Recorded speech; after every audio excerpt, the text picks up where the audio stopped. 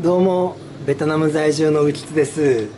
今ね、スーパーカブ、タイカブの部品使ってテレスコピック化やってるんですけども、ネジ山のね、掃除してたらタップ折っちゃったんですよ。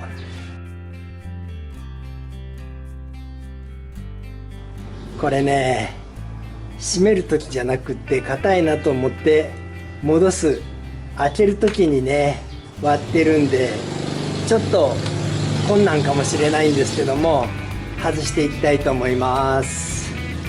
とりあえずは潤滑スプレーですね。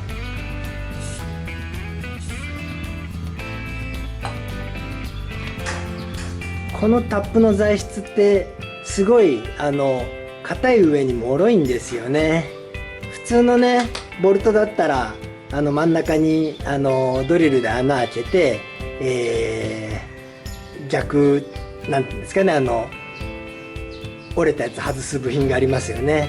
あれで外せばいいんですけども、これはもうこうなっちゃったらドリルの刃も立たないし、どうにかしてね開けるしかしょうがないんですよ。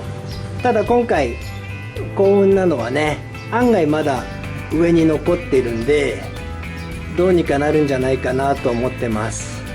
ただね、このまんま叩くと失敗する可能性が高いんで、一旦こいつですね、ヒートガンで周り炙ってみたいと思います。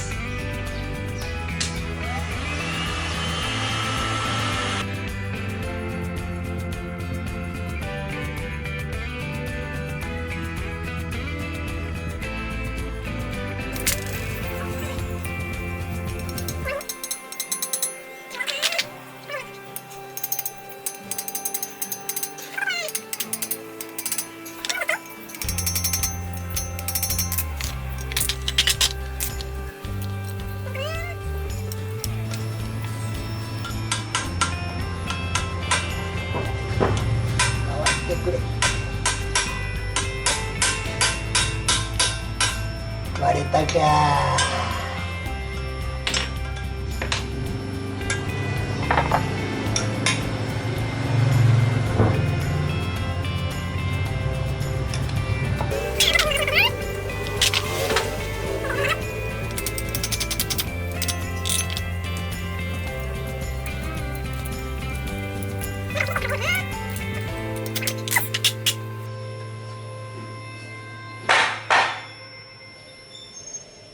おう、こんな残り方をしました。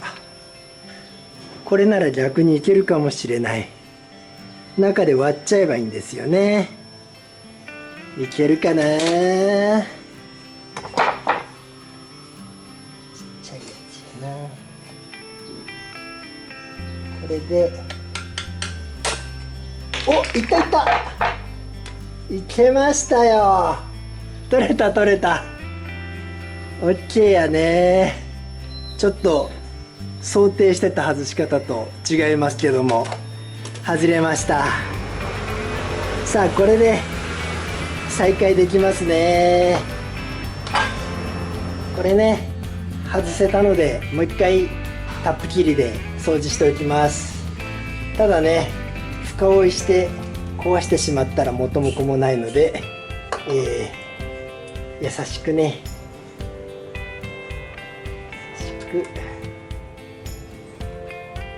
大丈夫ですね。ちょっとここが硬いのかな。